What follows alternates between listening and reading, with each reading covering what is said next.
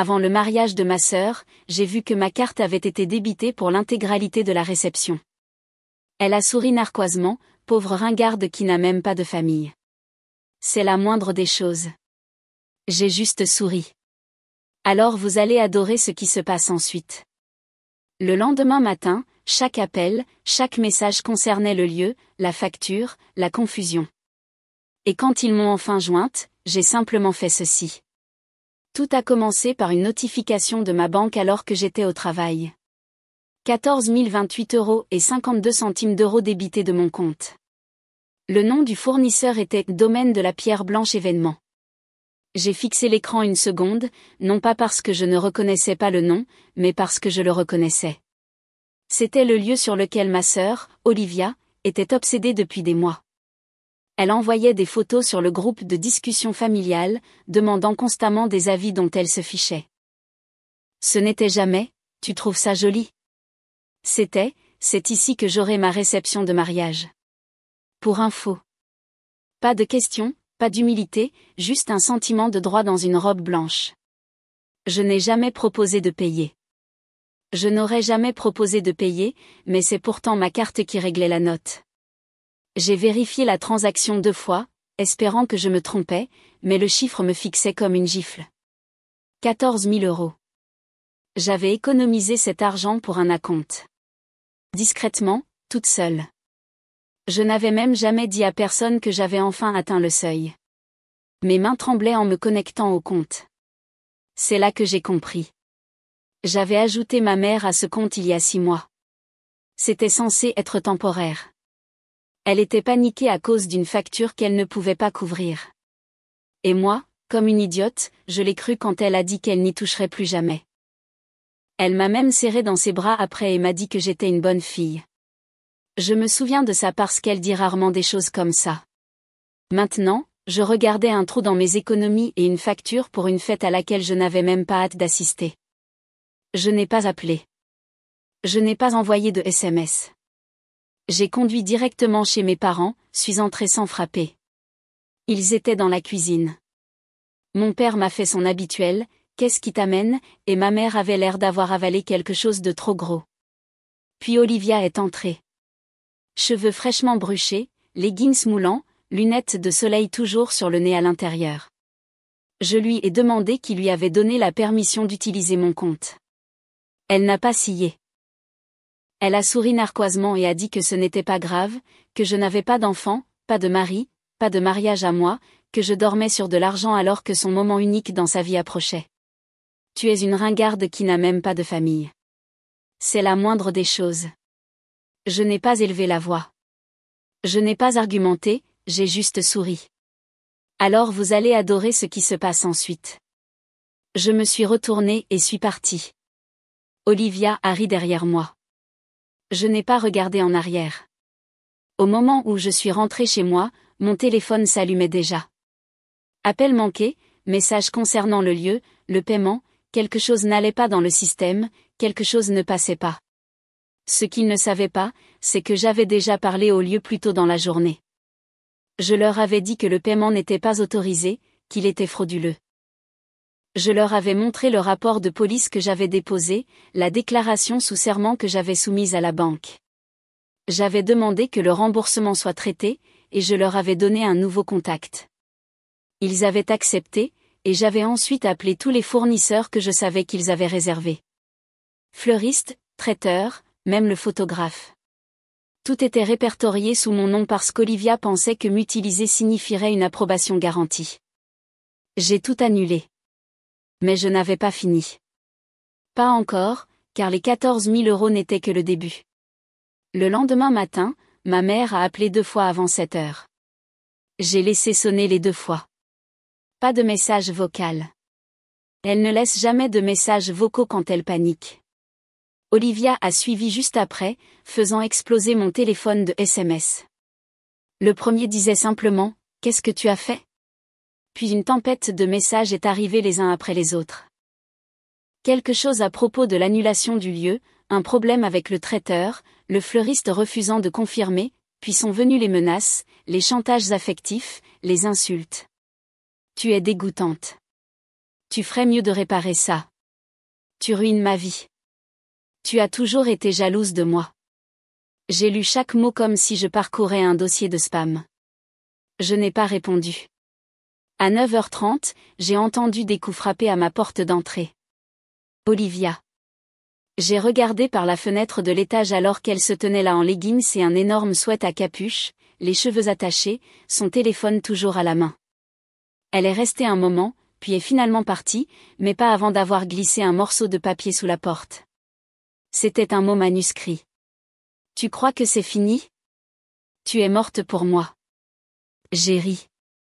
Non pas parce que c'était drôle. Mais parce que pour une fois, ce n'était pas moi qui étais utilisée, manipulée ou soumise à un chantage émotionnel. Je n'ai rien ressenti en le lisant, et c'était nouveau. J'ai passé le reste de la journée à faire ce que j'aurais probablement dû faire il y a des années. Premièrement, je me suis connectée au portail du propriétaire pour l'appartement dans lequel Olivia et son fiancé vivaient. Je couvrais la moitié de leur loyer depuis près d'1 an sous le prétexte qu'ils se mettaient sur pied. Mes parents m'avaient supplié. Olivia avait pleuré pendant cet appel téléphonique. Je les avais crus. Bien sûr, je l'avais fait, mais plus maintenant. J'ai supprimé mes informations de paiement. Le loyer était dû dans 4 jours. Je n'allais pas leur rappeler, je les laissais se débrouiller comme des adultes. Ensuite, j'ai rappelé la banque et fermé définitivement le compte auquel ma mère avait toujours accès. Il restait environ 1 800 € dessus. J'ai transféré chaque centime sur mon nouveau compte privé et fait fermer officiellement l'ancien. Plus de failles, plus de portes dérobées. Je n'ai rien entendu pendant quelques heures. Puis, de nulle part, j'ai reçu un appel du domaine de la Pierre Blanche. C'était la responsable du lieu. Elle a dit qu'Olivia les avait appelés en panique, insistant sur le fait que l'annulation était une erreur. Elle prétendait que j'avais changé d'avis et que j'allais virer l'argent dans l'heure. La responsable appelait pour confirmer cela. Je lui ai dit non, ce n'était pas une erreur et non, je n'avais pas changé d'avis. Je lui ai demandé de m'envoyer des copies de toutes les communications qu'Olivia aurait avec eux à partir de maintenant, juste au cas où cela dégénérerait. C'est à ce moment-là que j'ai entendu une voiture s'arrêter dans mon allée. Au début, j'ai supposé que c'était encore Olivia, mais ce n'était pas le cas. C'étaient les parents de son fiancé. Ils sont sortis lentement de la voiture. Le père avait l'air mal à l'aise, comme s'il ne savait pas pourquoi ils étaient même là. La mère s'est approchée avec cette expression tendue, comme si elle avait répété ce qu'elle voulait dire 3 fois dans la voiture. Ils m'ont dit qu'ils avaient entendu dire que je couvrais les frais du mariage et que, comme tout s'effondrait maintenant, ils ne comprenaient pas pourquoi je me retirais soudainement. Je leur ai demandé qui leur avait dit ça. Ils ont dit Olivia et ma mère. Ils croyaient réellement que j'avais accepté de financer l'ensemble de la chose, le lieu, le traiteur, les robes, même une partie de la lune de miel. J'ai pu voir le changement se produire en temps réel lorsque j'ai expliqué que je n'avais jamais accepté quoi que ce soit et que tous ces paiements avaient été effectués sans ma connaissance ni ma permission. Je leur ai tendu un dossier avec des captures d'écran, l'activité du compte et une copie du rapport de police que j'avais déposé après avoir découvert la fraude. Ils n'ont pas dit grand-chose au début, se contentant de fixer les papiers. Puis le père s'est excusé tranquillement. La mère aussi, un peu plus maladroitement, mais il était clair qu'ils étaient embarrassés et avaient été complètement trompés. Ils m'ont dit qu'ils reportaient le mariage. Ils ont dit qu'ils ne voulaient pas être impliqués dans quelque chose qui commençait par de l'argent volé et des mensonges. Cette nuit-là, j'ai enfin reçu un message de quelqu'un qui ne m'accusait pas d'être sans cœur. C'était de la part de la mère du fiancé. Je suis tellement désolée pour ce dans quoi vous avez été entraînés. Vous avez eu raison de faire ce que vous avez fait. Nous reconsidérons tout. Personne d'autre n'a appelé. Personne d'autre n'a envoyé de message. Ni ma mère. Ni Olivia. Mais je n'avais pas encore fini. Loin de là. Le lendemain matin, le silence était assourdissant. Pas d'appel manqué, pas de message frénétique, rien de mes parents, rien d'Olivia. Et c'est exactement comme ça que j'ai su qu'ils se regroupaient. Voyez-vous, dans ma famille, le silence ne signifie jamais la paix. Il signifie la conspiration. Je n'ai pas eu à attendre longtemps. Juste après midi, mon père a finalement appelé. J'ai décroché, curieuse de savoir jusqu'où ils iraient pour réécrire la réalité. Il a commencé lentement, comme si rien ne s'était passé. Il a dit que les choses étaient compliquées et que toute la situation était un grand malentendu. Il a continué à utiliser des mots comme faute de communication et confusion, comme si 14 000 € avaient accidentellement disparu de mon compte et payé un mariage auquel je n'étais pas invité à aider à planifier. Puis il a dit quelque chose qui m'a fait taire. Tu sais, Olivia est vraiment blessée. Elle pense que tu essaies de ruiner son grand jour. Ne pouvons-nous pas simplement tourner la page ? Tourner la page ? Je lui ai rappelé le moment où je me tenais dans cette cuisine, demandant qui avait pris mon argent, et la façon dont Olivia m'avait regardé dans les yeux et m'avait traité de bringarde. Ce n'était pas un malentendu. C'était un choix. Il n'a pas répondu, a juste marmonné quelque chose à propos de « ta mère voulait bien faire » avant de raccrocher. C'était sa version d'une excuse. Esquiver et raccrocher.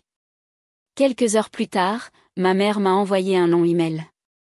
Il a commencé comme une offre de paix, mais s'est transformé en autre chose. Elle a écrit qu'elle n'avait jamais pensé que je réagirais de cette façon, et qu'elle était honnêtement choquée que j'aille jusqu'à impliquer la police. Elle a dit que je l'avais fait se sentir comme une criminelle. Puis, au milieu d'un paragraphe, elle a lâché la phrase qui m'a fait serrer la mâchoire. Je pensais vraiment que tu serais fière de faire quelque chose de significatif pour la famille, surtout que tu n'as pas de famille à toi. C'était ça. C'était la phrase. Je n'ai pas répondu. Je l'ai simplement transmise à ma tante Nathalie avec l'objet « Tu aimerais voir ça ». Nathalie a appelé dans les 10 minutes. Elle était furieuse. Elle a toujours été la seule de notre famille à ne jamais me traiter comme une poubelle émotionnelle. Elle a dit qu'elle appelait des gens avant que maman ne puisse raconter sa version de l'histoire. Elle n'a pas demandé la permission. Elle a juste dit « Ne t'inquiète pas, je m'en occupe ». En soirée, le groupe de discussion explosait. Ma cousine Chloé a commencé à m'envoyer des captures d'écran. Il s'est avéré que ma mère avait dit à tout le monde que j'avais réagi de manière excessive à un malentendu et blessé Olivia pendant une période émotionnelle. Mais Nathalie ne l'a pas laissé faire. Elle a commencé à poser de vraies questions, comme pourquoi le mariage avait été réservé sous mon nom, pourquoi mon compte bancaire avait été utilisé, pourquoi ma mère y avait accès du tout. Puis quelqu'un a demandé ce que je me demandais si quelqu'un d'autre savait. Pourquoi avais-je payé le loyer d'Olivia ? Cette question a atterri comme une grenade. J'ai découvert plus tard qu'Olivia était allée demander de l'aide à d'autres membres de la famille, disant que je l'avais soudainement coupée sans prévenir. Elle a dit aux gens qu'elle et son fiancé allaient être expulsés. Elle a présenté cela comme si je l'avais prise par surprise, mais mon oncle Marc est intervenu. Si elle peut se permettre un mariage à 30 000 €, elle peut se permettre un loyer. Le groupe de discussion est resté silencieux après cela. Cette nuit-là, vers 20h30, des phares ont illuminé mon allée. J'ai jeté un coup d'œil par la fenêtre et j'ai vu ma mère debout près de sa voiture, les bras croisés, fixant la maison. Elle n'a pas frappé, est restée là un moment, a fait quelques allers-retours, puis est partie. Le lendemain matin, Olivia a craqué. 37 messages, j'ai compté. Ils ont commencé de manière agressive, me disant que j'avais détruit sa vie, l'avais humiliée, avait embarrassé son fiancé. Puis est venue la spirale. Elle a dit que le mariage était officiellement annulé, que les acomptes étaient perdus, et que ses parents avaient cessé de lui parler. Elle m'a supplié de réparer ça, a dit que j'avais tout ruiné. Je les ai tous lus, un par un. Puis j'ai éteint mon téléphone et je suis allée me promener parce que pour la première fois depuis des années, il n'avait aucun contrôle et je n'avais aucune culpabilité. Il pensait me punir par le silence, par la honte, par l'exil. Mais je n'étais plus cette fille-là. J'avais passé tellement de temps à essayer de ne pas être le problème que j'étais devenue leur solution. Jamais pour moi. Plus maintenant. Mais alors, juste au moment où les choses commençaient à se calmer, j'ai reçu un appel d'un numéro que je reconnaissais, la mère du fiancé d'Olivia. Elle a dit qu'elle avait besoin de parler en personne. Elle a dit qu'elle avait appris quelque chose qui changeait tout. Nous nous sommes rencontrés dans un café tranquille à la périphérie de la ville. La mère du fiancé d'Olivia est entrée seule, serrant son sac comme s'il contenait des secrets. Elle avait l'air épuisée, mais déterminée, le genre de femme à qui on a raconté trop de mensonges et qui a finalement décidé de les cracher. Elle n'a pas perdu de temps.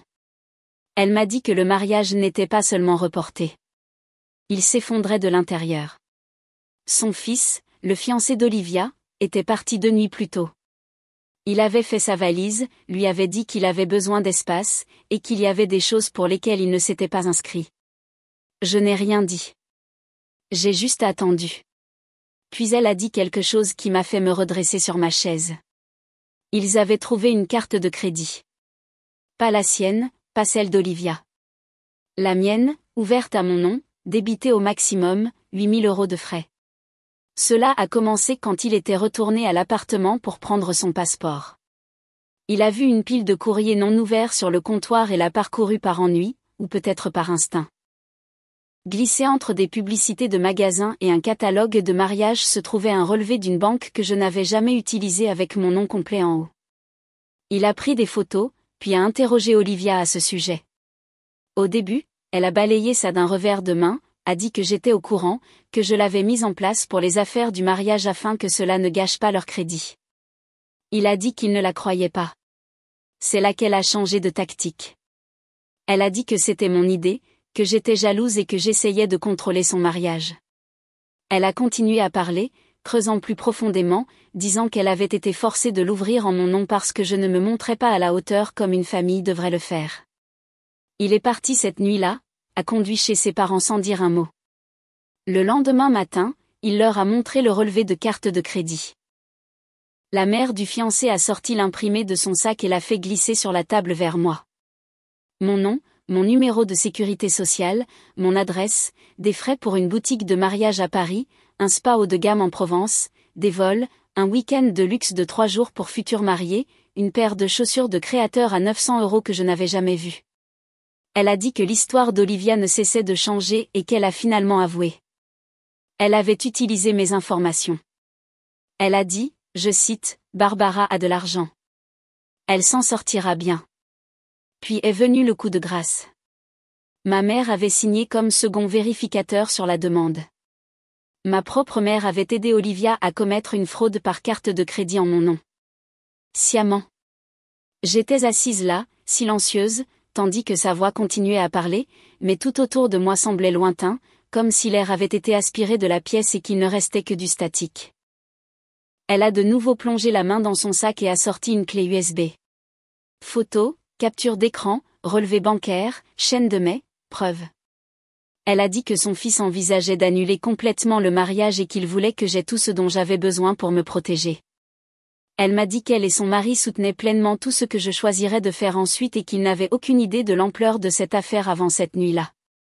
J'ai conduit directement au poste de police, déposé le 2e rapport, cette fois pour vol d'identité et fraude. J'ai gelé mon crédit, appelé les banques. J'ai commencé le long processus de réparation des dommages et je n'ai pas hésité quand ils m'ont demandé si je voulais porter plainte. Oui. Cette nuit-là, j'ai envoyé un seul message au groupe de discussion familiale. Olivia a ouvert une carte de crédit à mon nom et l'a débitée au maximum. Maman a co-signé. La banque et la police ont tout. Ce n'est pas un malentendu. C'est un crime.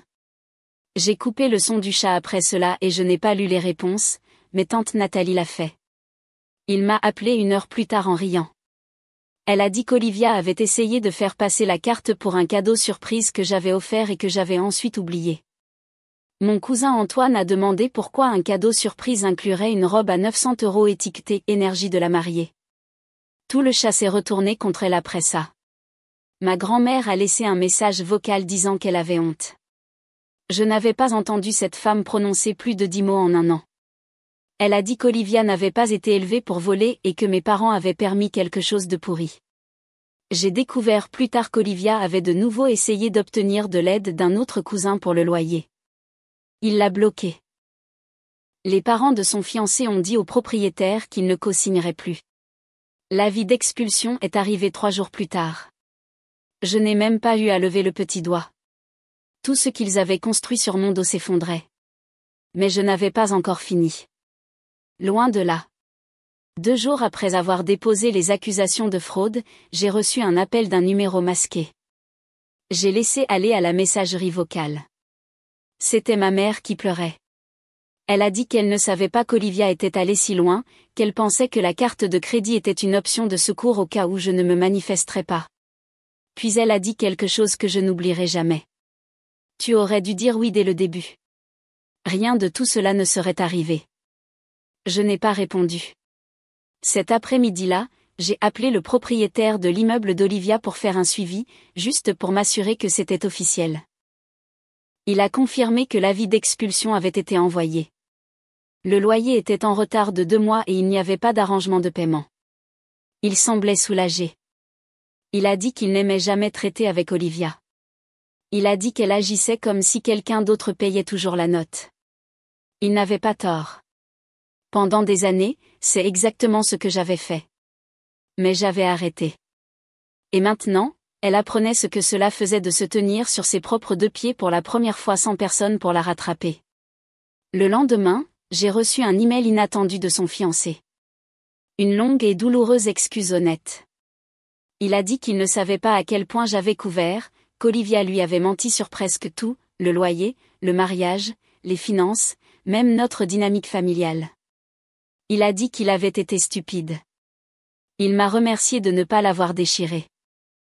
Il a dit qu'il était parti pour de bon et qu'il restait chez un ami jusqu'à ce qu'il puisse arranger les choses. Je n'ai pas répondu, mais j'ai apprécié. Les excuses n'étaient pas ce qui comptait. Ce qui comptait, c'est que quelqu'un d'autre avait enfin vu Olivia pour ce qu'elle était vraiment et s'était éloigné. Je n'avais pas parlé directement à Olivia depuis ce matin où elle s'était présentée à ma porte, frappant comme une descente de police. Mais maintenant, elle était partout, appelant des proches, racontant des histoires, jouant la victime. Elle a dit que je lui en voulais, que je l'avais toujours détestée, que je voulais détruire sa vie. Sauf que cette fois, ça ne marchait pas. Les gens n'y croyaient pas. Pas après la carte de crédit, pas après le loyer, pas après avoir appris que ma propre mère avait tout approuvé. Mon oncle Marc m'a appelé cette nuit-là, a dit qu'il avait parlé à Olivia et lui avait dit qu'elle devait arrêter d'appeler. Lui a dit qu'elle avait de la chance que je n'ai pas porté plainte plus tôt. Il a dit quelque chose qui m'est resté. Tu lui as offert des atterrissages en douceur toute sa vie. Peut-être qu'elle avait besoin d'un atterrissage brutal. À la fin de la semaine, Olivia et mes parents étaient complètement isolés. Personne ne voulait plus entendre leurs excuses. Le groupe de discussion s'est transformé en vœux d'anniversaire et en mèmes familiaux comme d'habitude, mais personne ne les a tagués. Ils y étaient toujours, juste ignorés. Puis est venue la lettre, un mot manuscrit d'Olivia. Je l'ai ouverte, pensant que peut-être qu'il y aurait quelque chose de réel à l'intérieur. Il n'y en avait pas. Elle m'a accusé de profiter des conséquences. Elle a dit que je voulais être le centre de l'attention. Elle a écrit que j'avais embarrassé la famille et que j'avais monté tout le monde contre elle. Elle a dit qu'elle espérait que j'étais heureuse maintenant parce qu'elle recommençait à zéro avec rien. Cette dernière partie était vraie. Elle n'avait rien. Pas de fiancé, pas d'appartement, pas de mariage, pas de facilitateur. Et pour la première fois, cela m'incluait. J'ai plié la lettre, l'ai posée et j'ai ouvert mon ordinateur portable. J'ai commencé à récupérer tous les documents auxquels j'avais encore accès, d'anciens virements de loyer, des plans de mariage partagés, même des fils de discussion où elle me demandait de l'argent. J'ai tout compilé dans un dossier étiqueté au cas où.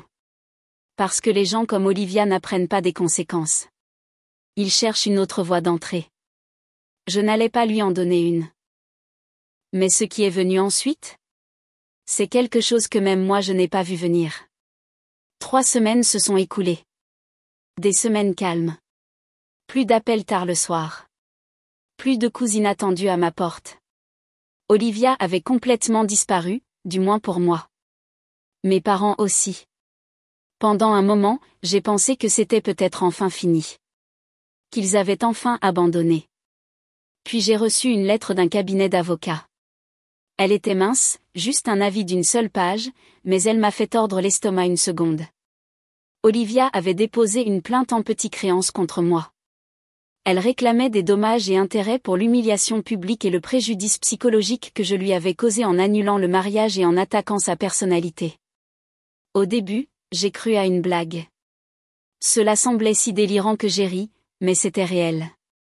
Elle l'avait déposé elle-même.